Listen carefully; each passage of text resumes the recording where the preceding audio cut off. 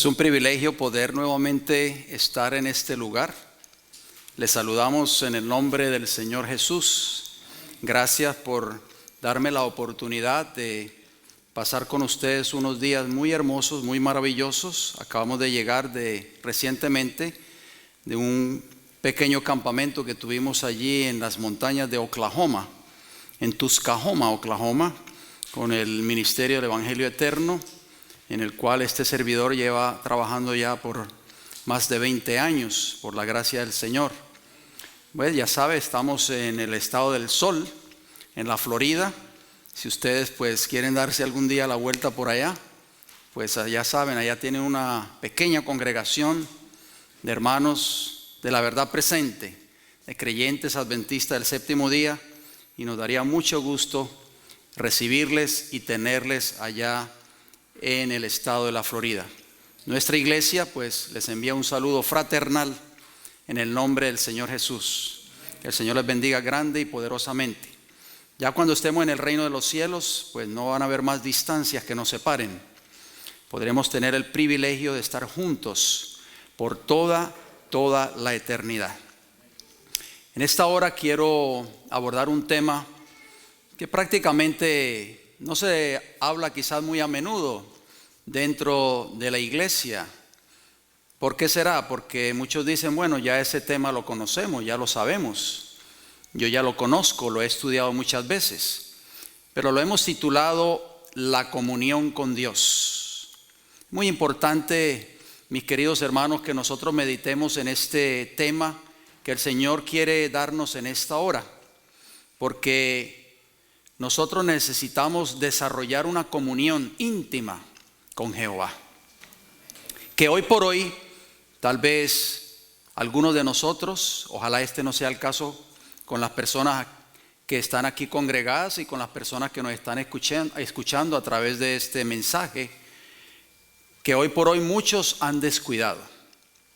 Decía el libro de los Salmos, la lectura bíblica que tuvo nuestro querido hermano, en la parte introductoria de este servicio, el Salmo 25 y el versículo 14, la comunión íntima de Jehová es con los que le temen y a ellos hará conocer su pacto.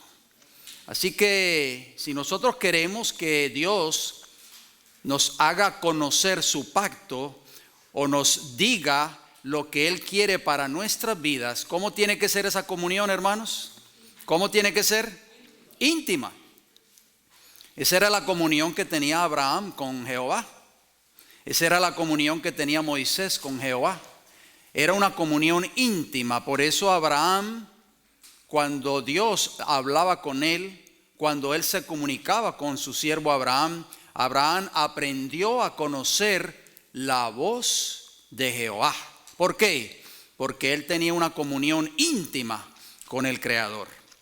Voy a empezar a leer una declaración muy interesante contenida en un libro que tal vez ustedes tienen en sus hogares, titulado Testimonios para los Ministros. La página 367 nos dice lo siguiente: la única esperanza para los hombres caídos consiste en mirar a Jesús y recibirlo como el único Salvador. El hombre pecaminoso puede hallar esperanza y justicia solamente en Dios. Entonces noten cómo termina la declaración. Ningún ser humano, oigan bien, ningún ser humano sigue siendo justo cuando deja de tener fe en Dios y no mantiene una conexión, o sea, una unión vital con Él. Interesante, ¿verdad?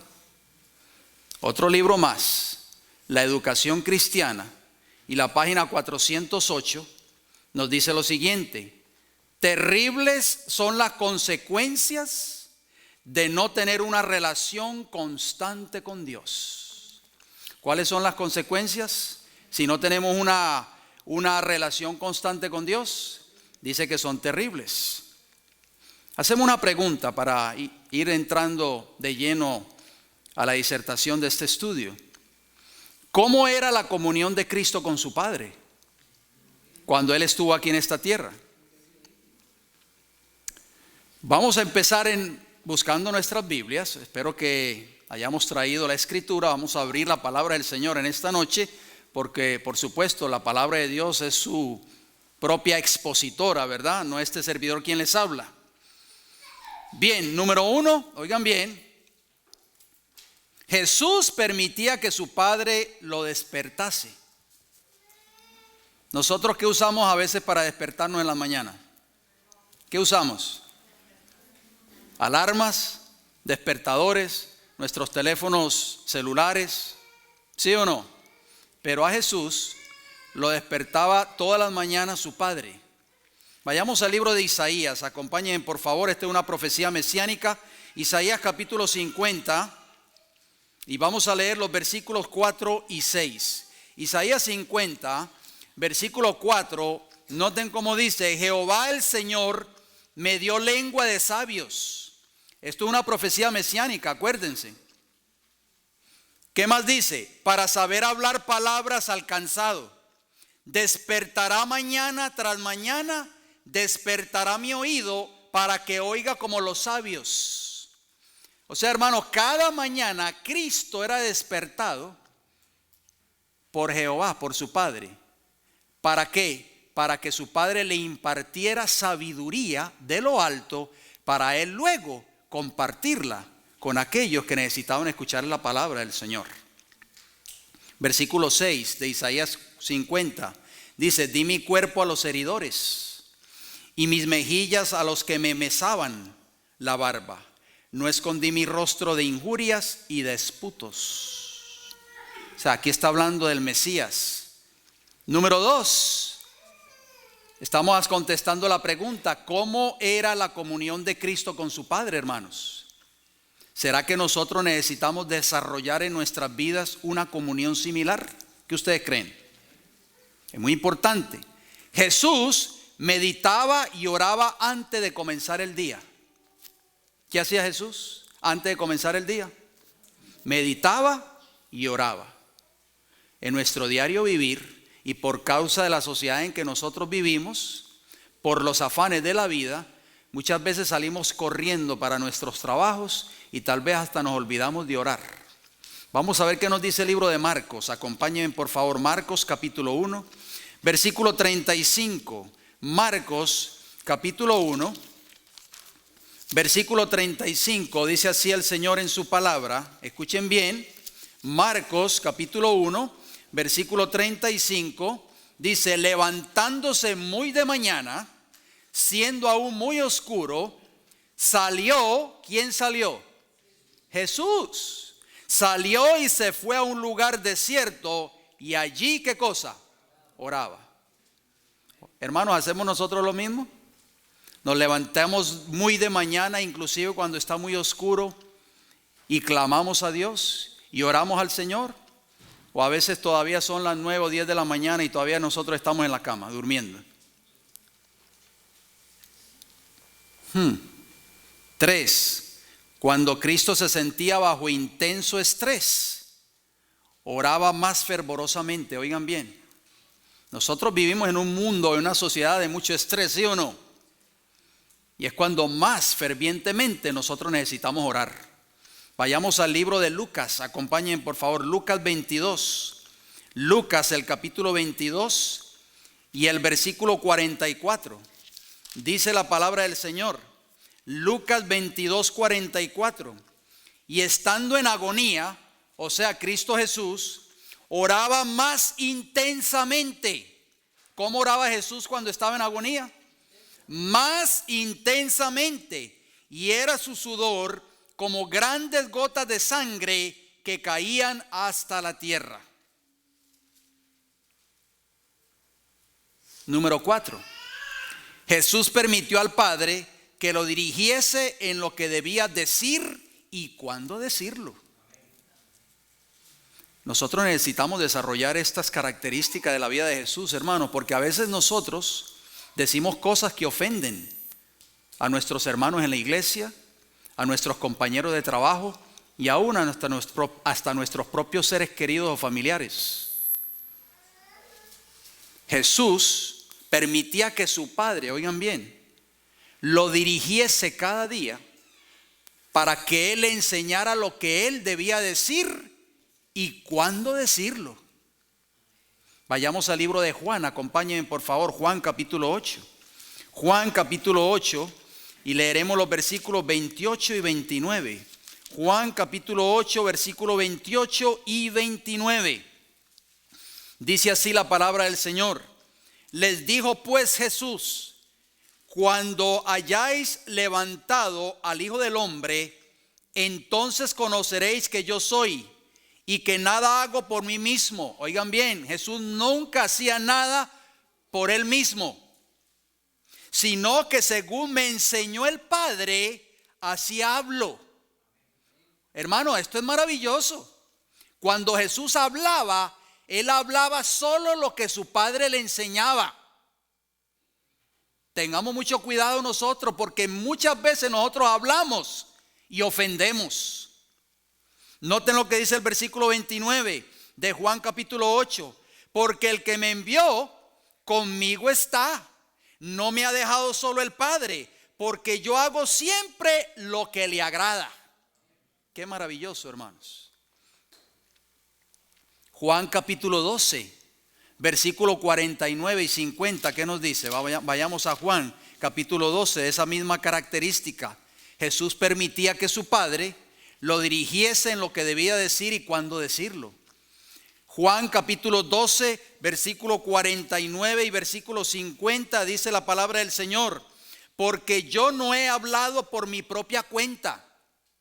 Hermanos, cuando Cristo hablaba, Él no hablaba sus palabras. Él hablaba solo lo que su Padre le decía y le enseñaba que hablase. ¿Y cómo lo obtenía Jesús? Cada mañana a través de la oración. Dice: el Padre que me envió, Él me dio mandamiento de lo que he de decir y de lo que he de hablar. Versículo 50. Y sé que su mandamiento es vida eterna. Así pues, lo que yo hablo, lo hablo como el Padre me lo ha dicho. Qué maravilloso, hermanos.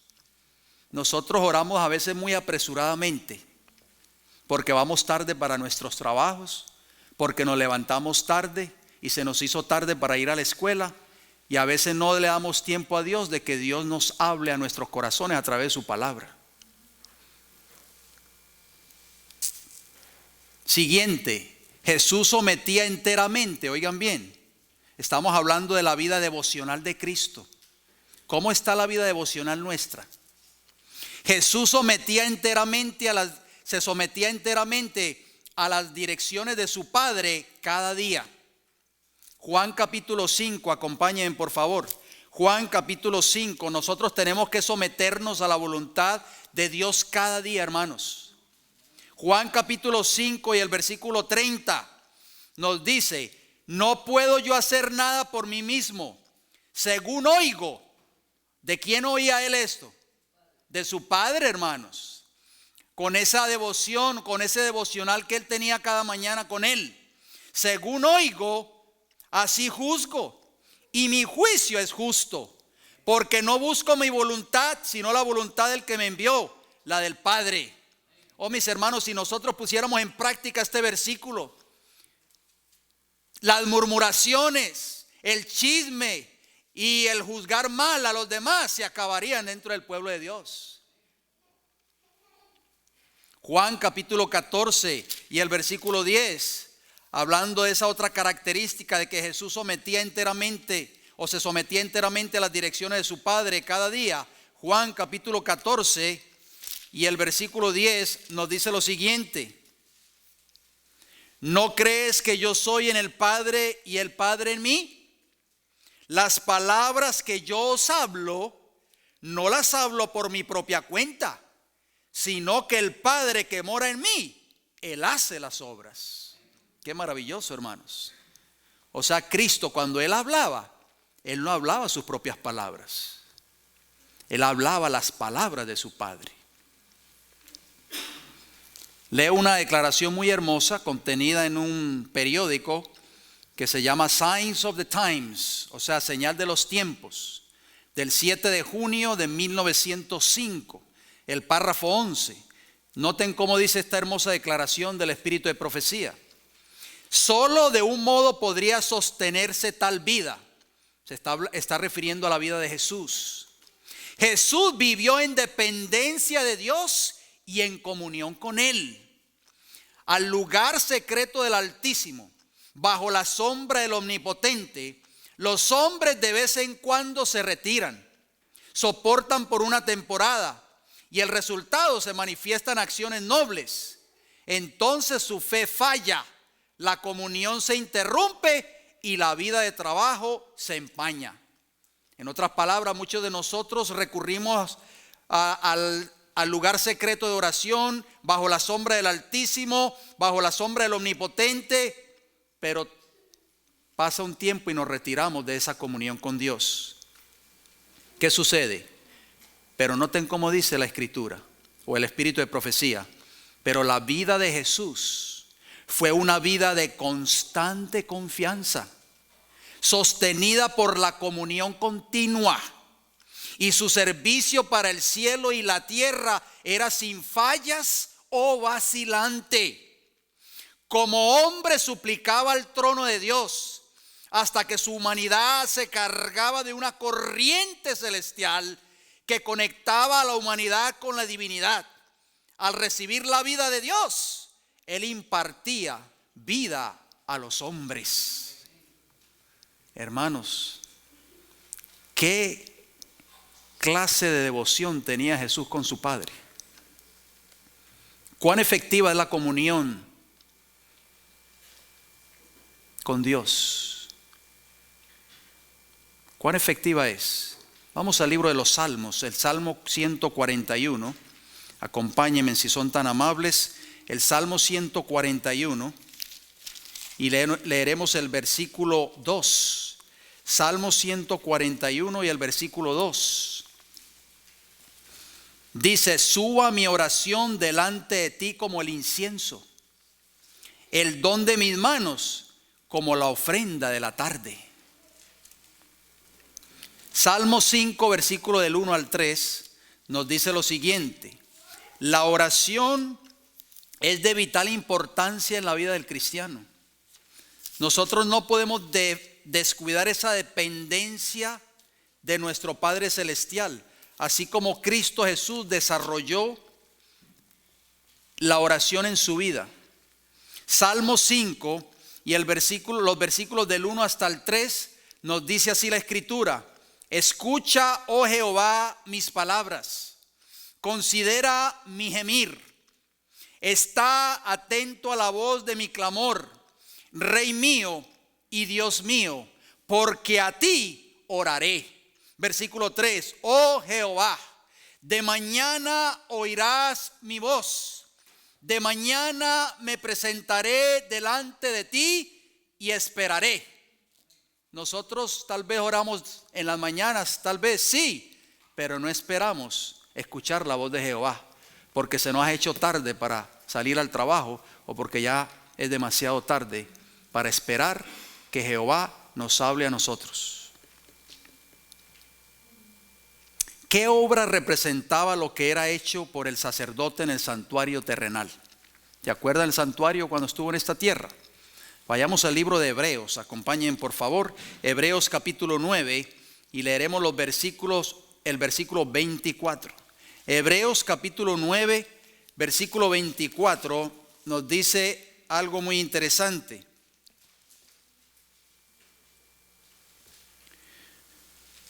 Porque no entró Cristo en el santuario hecho de mano, figura del verdadero, sino en el cielo mismo, para presentarse ahora por nosotros ante Dios. Hago una pregunta: ¿en qué departamento del santuario celestial se encontraba Cristo cuando Pablo escribió estas palabras contenidas en Hebreos 9:24? En el primer departamento, ¿verdad? Ahí estuvo desde que subió después de su resurrección y estuvo allí en ese primer departamento del santuario celestial hasta el año 1844, cuando pasó al lugar santísimo del santuario celestial.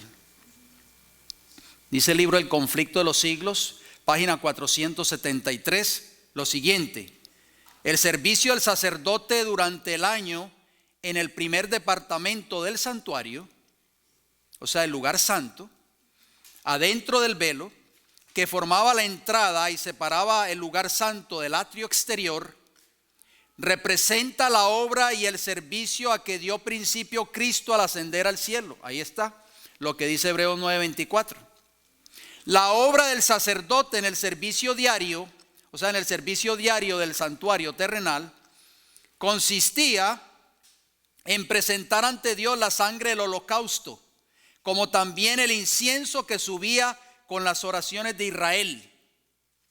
Así es como Cristo ofrece su sangre ante el Padre en beneficio de los pecadores, y así es como presenta ante Él, además, junto con el precioso perfume de su propia justicia, las oraciones de los creyentes arrepentidos.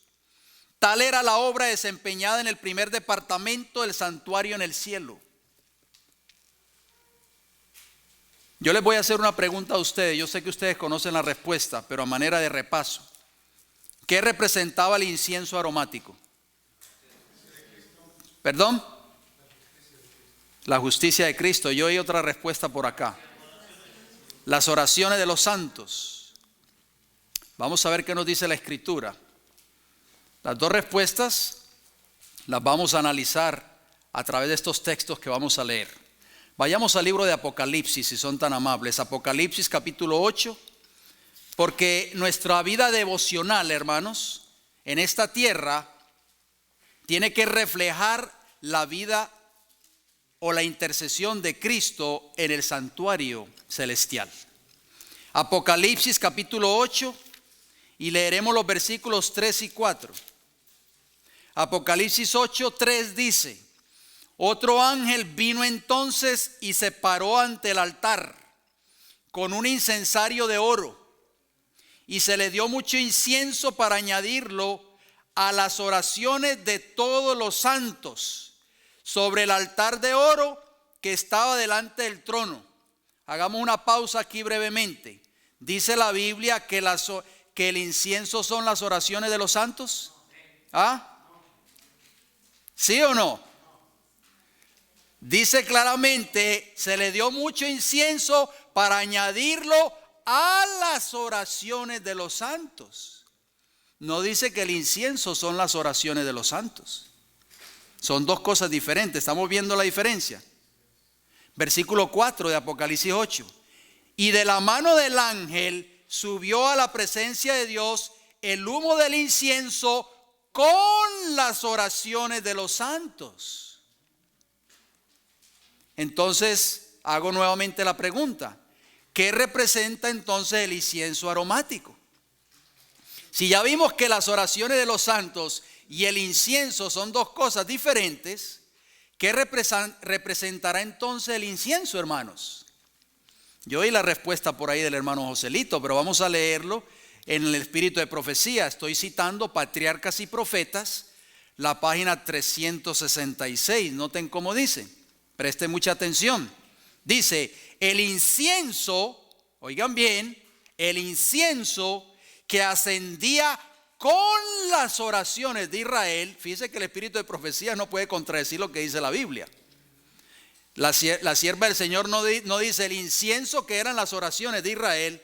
Dice no, el incienso que ascendía con las oraciones de Israel representaba los méritos y la intercesión de Cristo, su perfecta justicia, la cual por medio de la fe es acreditada a su pueblo. Y es lo único, oigan bien, lo único que puede hacer el culto de los seres humanos aceptable a Dios. O sea que si nuestras oraciones que ascienden al cielo no van acompañadas, hermanos, de la justicia de Cristo, que representa el incienso aromático, esas oraciones nunca van a ser contestadas. ¿Será esta la razón por la cual muchas de nuestras oraciones no están siendo contestadas? Noten cómo termina la cita. Había que acercarse a Dios mediante la sangre y el incienso. ¿Cuáles eran los medios con que el pueblo de Israel se acercaba a Dios? Con la sangre y el incienso. pues estas cosas simbolizaban al gran mediador, por medio de quien los pecadores pueden acercarse a Jehová. Solo por medio de Cristo nos podemos acercar a Jehová, hermanos, y por cuya intervención tan solo puede otorgarse misericordia y salvación al alma arrepentida y creyente. Qué hermosa declaración, ¿verdad? Leo otra declaración más, Mensajes Selectos, el tomo 1, la página 404. Dice así el Espíritu de Profecía: los servicios religiosos, ahora esta cita es un poquito más abarcante.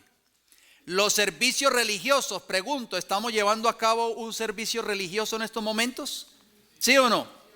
Cuando nos congregamos como en esta hora, o cuando nos congregamos los sábados para honrar y glorificar el nombre de Dios, ¿eso es un servicio religioso?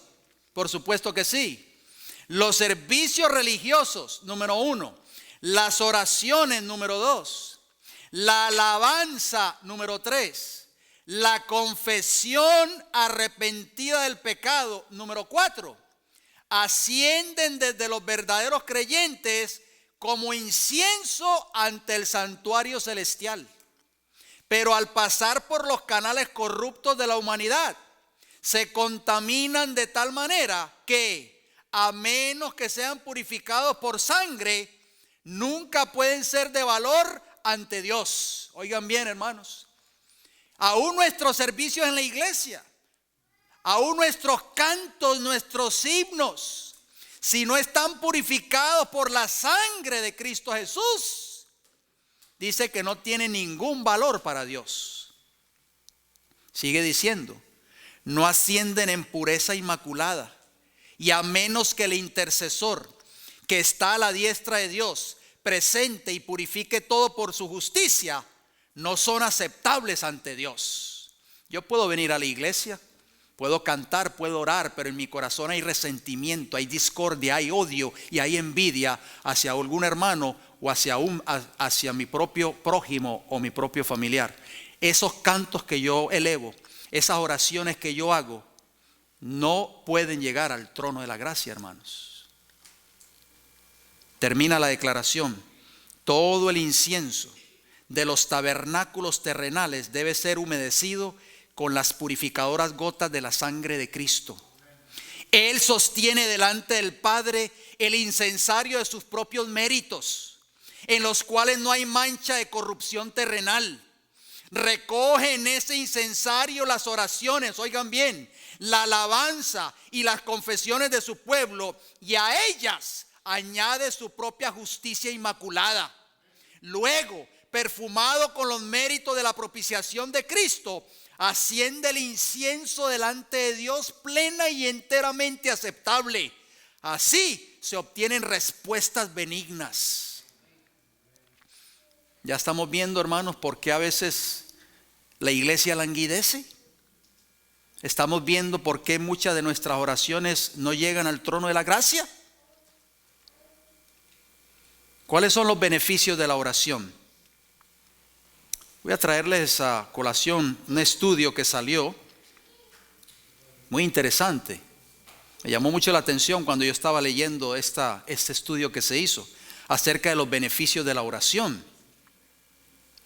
Dice aquí Lisa Miller, profesora y directora de psicología clínica y directora del Instituto de la Mente y el Cuerpo del Colegio de Maestros de la Universidad de Columbia, estudió la cartografía de la actividad cerebral y la estructura mediante una resonancia magnética. ¿Qué es una resonancia magnética? Lo que se conoce hoy en inglés como un MRI. Esta doctora estudió esto en las personas que valoraron más su religión y que oraban con regularidad. Tenían cortezas más gruesas en comparación con aquellos que no lo hacían. El adelgazamiento de las cortezas, especialmente en ciertas áreas del cerebro, es un indicador de enfermedad, especialmente causada por la depresión. ¿Qué les parece a ustedes, mis queridos hermanos?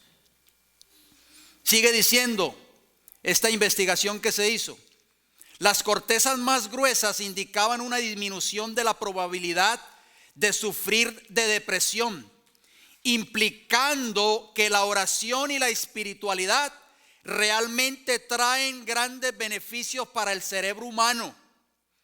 A continuación, presten mucha atención, hermanos, este estudio lo que reflejó. A continuación mencionaremos los 10 beneficios de la oración para la salud del ser humano. Número 1, ¿qué hace la oración por el ser humano? Por nosotros. Número 1, lo libra del estrés. El orar tiene una influencia en su estado de ánimo. Ayuda a relajarse, lo que reduce los efectos que el estrés tiene sobre varios órganos del cuerpo. La oración no solo ayuda a reducir el estrés mental, sino que también ayuda a vencer el estrés físico y uniformiza su reacción emocional a ella. O sea que la oración nos libera del estrés. Vivimos en una sociedad de mucho estrés. Número 2, ¿qué más hace la oración? ¿Qué otro beneficio tiene? Reduce las posibilidades de sufrir de depresión y ansiedad. Según un estudio realizado en el Reino Unido y publicado en el British Journal of Health Psychology, o sea, en el Diario Británico de Salud y Psicología, el orar puede disminuir su riesgo de desarrollar depresión y ansiedad. El estudio mostró que usted tiene una probabilidad más alta de ser positivo y menos deprimido si usted ora en un lugar de adoración. Es por eso que Cristo nunca llegó a deprimirse o a caer en depresión, hermanos, porque Cristo oraba constantemente ante su Padre. Número 3, ¿qué otro beneficio trae la oración? Le ayuda a lidiar con la avalancha emocional. El orar es muy eficaz en lo que le permite afrontar el estrés del día a día. Le permite un poco de tranquilidad, donde usted pueda pensar y le da la oportunidad de mirarse a sí mismo y disminuir el estrés mental. Número 4, la oración aleja los trastornos comunes relacionados con el estrés. Las enfermedades crónicas, como las enfermedades del corazón, la diabetes, la hipertensión, o sea, la presión alta, las úlceras y las migrañas, son consideradas ser el resultado de demasiado estrés. El estrés es la principal razón de la acumulación de toxina en el cuerpo, que no solo conduce a enfermedades crónicas como la diabetes, sino también a ciertos tipos de cáncer. Número 5, hace que usted sea más feliz. ¿Nosotros somos cristianos felices o cristianos amargados? En un estudio conducido por el doctor Andrew Newberg del Departamento de Psiquiatría de la Universidad de Pensilvania, encontró que la oración realmente puede aumentar el nivel de dopamina en su cerebro, o conocida como la hormona de la felicidad, haciéndolo a usted más feliz y más pacífico. Número 6, la oración hace que usted sea una mejor persona. El mismo estudio realizado por el doctor Andrew Newberg también encontró que la oración ayuda a reducir en la persona el nivel del ego al afectar la zona del cerebro relacionada con la emoción. En otras palabras, mis queridos hermanos, la oración lo hace a usted más humilde, menos egoísta por las cosas materiales y lo hace a usted una mejor persona. Número 7. La oración acelera la recuperación postquirúrgica. Otros estudios muestran que la oración ayuda en la curación más rápida de las cicatrices quirúrgicas. Esto se debe a que cuando el cuerpo está fuera de sincronización y estresado, centra todos sus esfuerzos en la igualación de sí mismo, lo que ofrece menos recursos para la curación de las heridas. Número 8. La oración mantiene a raya las enfermedades. Oigan bien, la oración ha demostrado que mejora el sistema inmunológico de una persona. Un estudio específico mostró que la oración disminuye los síntomas del asma. Número 9, la oración es buena para el corazón. el órgano más traicionero del cuerpo. La práctica de la oración ha demostrado muchos beneficios en el funcionamiento del corazón. Oiga, yo me pongo a pensar, esos patriarcas del antiguo se morían del corazón, hermano. El Joselito, ¿qué usted cree? Cero estrés y cero problemas cardíacos o alta presión, ¿sí o no? Eran hombres de oración, hermanos. Tenían una devoción muy maravillosa con Dios. Se conoce que la oración acelera la recuperación del corazón después de un ataque al corazón y una cirugía. Aparte de eso, la oración ayuda a regular los latidos del corazón, hace que sea más fuerte y menos estresado. Así que ahí tenemos la clave, hermanos, para sentirnos mejor y para evitar un ataque cardíaco. Y número 10, la oración le ayuda a vivir más tiempo. ¿Oyeron? Aquellos que queremos vivir un poquito más de tiempo en esta tierra. Aparte de todos los otros beneficios de la oración, una de las ventajas más notables es que ayuda a vivir más tiempo. Uno de los sorprendentes beneficios de la oración es que mantiene la reducción de todos los efectos negativos del estrés y de los factores ambientales. Ayuda al cuerpo a sanar mejor y a envejecer más eficientemente. El resultado de la oración ayuda a vencer las dolencias comunes que afectan a uno cuando uno es mayor de edad. Es una necesidad de la oración, hermanos, que ustedes creen. Hechos de los Apóstoles, la página 450, nos dice lo siguiente: la oración es el medio ordenado por el cielo para tener éxito. ¿Para tener qué, hermanos? ¿Qué cosa? La oración. ¿Para tener éxito en qué? En el conflicto con el pecado y desarrollar el carácter cristiano. Qué maravilloso, hermanos. Necesitamos desarrollar un carácter cristiano. Y uno de los medios para hacerlo o para lograrlo es precisamente ¿qué? La oración. Vamos a hablar de algunos principios bíblicos de la oración en los minutos que nos quedan. Número 1, el orar antes de comenzar el día. Muy importante. Vamos al libro de Job. Acompáñenme, por favor. Job, antes del libro de los Salmos, está el libro de Job, el capítulo 1. ¿Qué hacía este patriarca? Job, capítulo 1, versículo 5.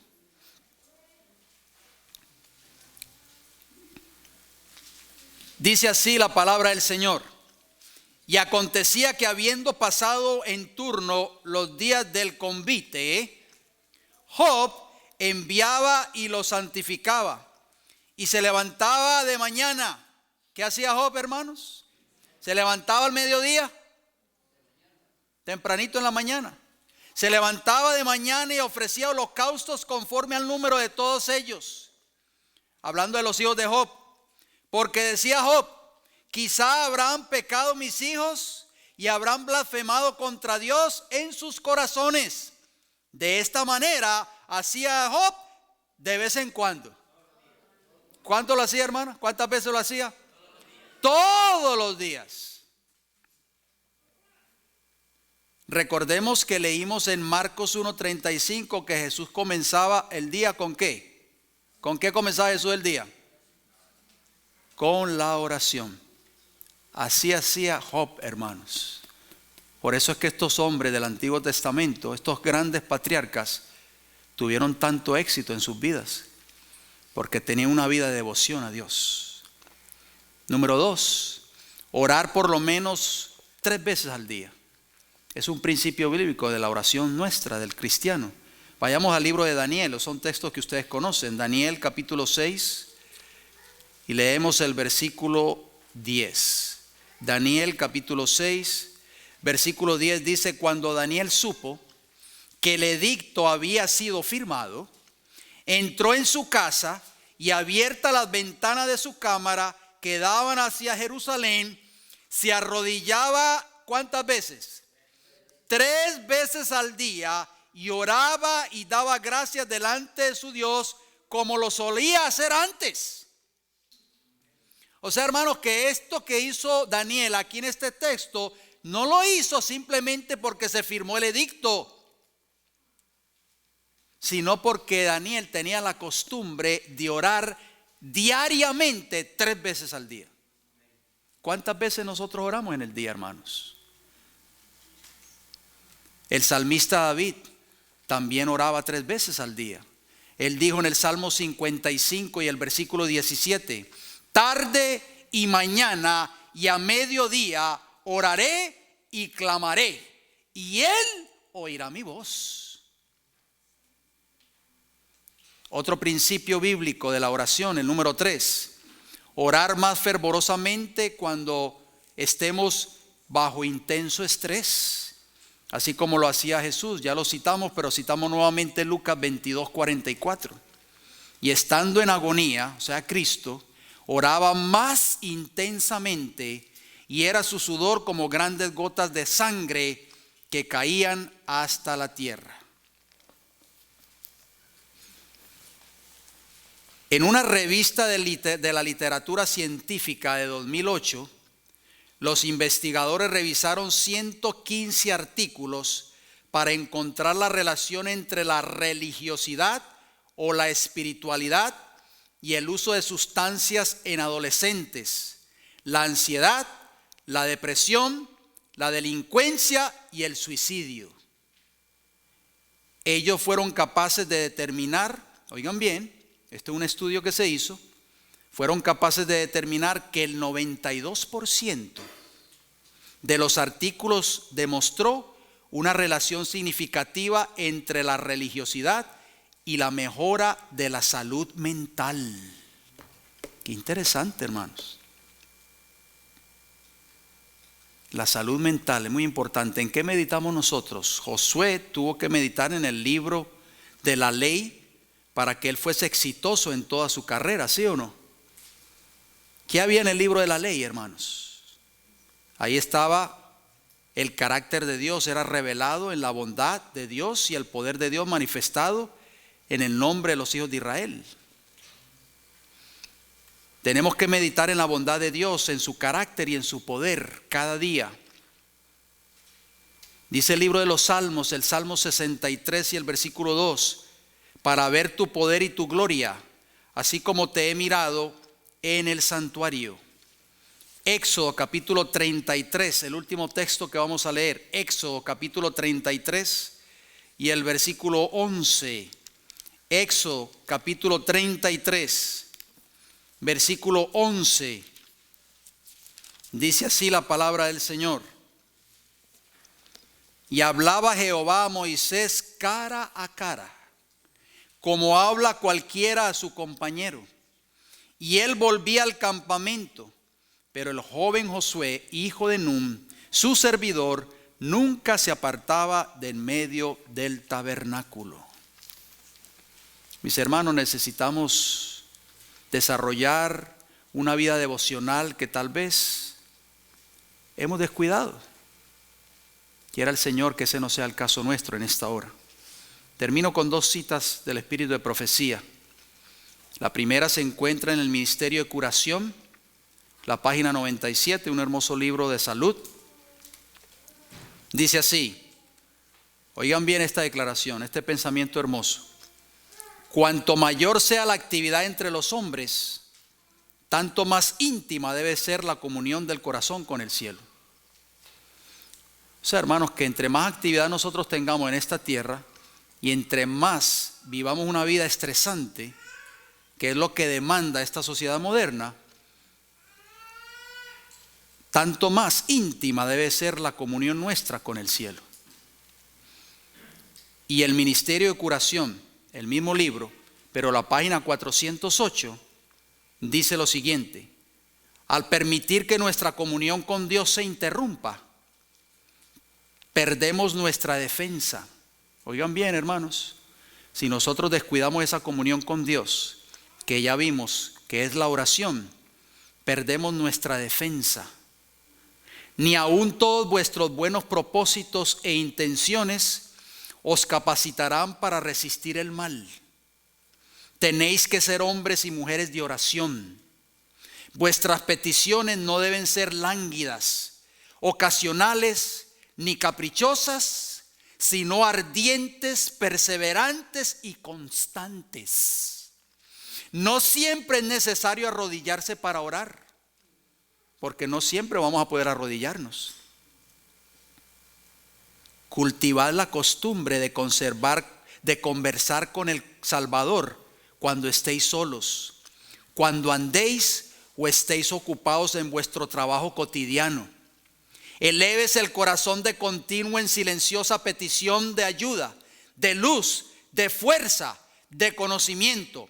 Sea cada respiración una oración. Yo creo, mis hermanos, que necesitamos pedirle al Señor en esta hora que nos ayude a desarrollar una vida devocional como la que Cristo vivió. Queremos ser cristianos victoriosos, cristianos fuertes, exitosos en nuestra vida espiritual. Necesitamos desarrollar una vida de oración.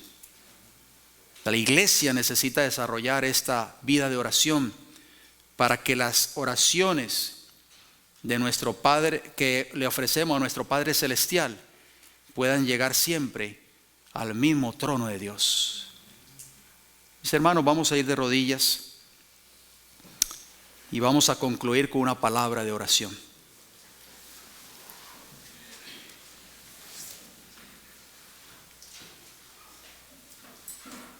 Nuestro querido Padre Celestial, en esta hora hemos abordado un tema, Padre, que tal vez muchos de nosotros decimos, ya eso lo conozco, yo ya lo conozco, ya lo he estudiado.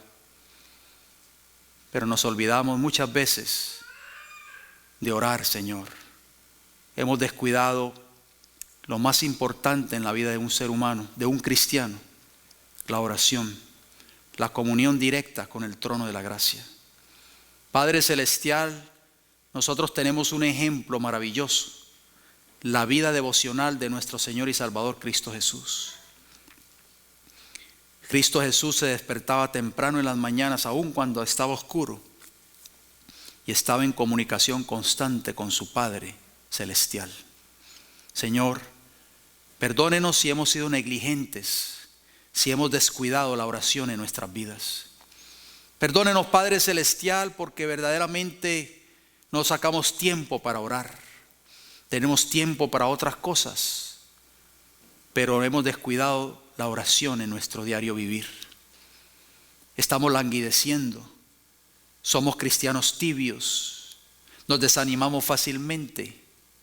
Perdemos la fe y la confianza, Señor, en usted, porque hemos descuidado la oración en nuestras vidas. Padre Celestial, al haber escuchado este mensaje de su palabra en esta hora, le pedimos que a partir de hoy nosotros podamos retomar nuevamente esa vida devocional que tenía Jesús.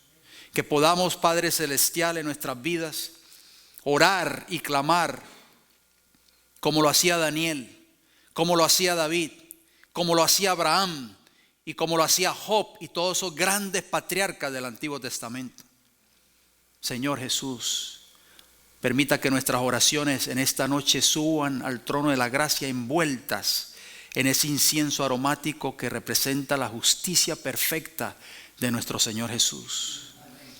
Gracias por darnos el privilegio de haber estudiado su palabra en esta noche. Gracias por estos hermanos que se han dado cita en esta hora. Bendiga a cada hermano aquí presente, a cada joven, a cada niño, a cada hogar, Señor, aquí representado. Bendiga este ministerio, la obra que está haciendo, que usted pueda seguir dirigiendo este ministerio. Al pastor Orlando, a su esposa, a sus hijas y a cada uno de los dirigentes, ancianos, diáconos, diaconisas, en fin, a todos los miembros de esta congregación, Padre Celestial. Que juntos podamos seguir trabajando para la gloria y la honra de su santo nombre, para seguir adelante con esta gran tarea que usted nos ha dado de predicar este evangelio a toda nación, tribu, lengua y pueblo. Gracias por escucharnos. Despídanos con su bendición, llévenos con bien a nuestros hogares. Se lo pedimos y se lo agradecemos todo en el nombre de Jesús. Amén. Que el Señor les bendiga grande y poderosamente.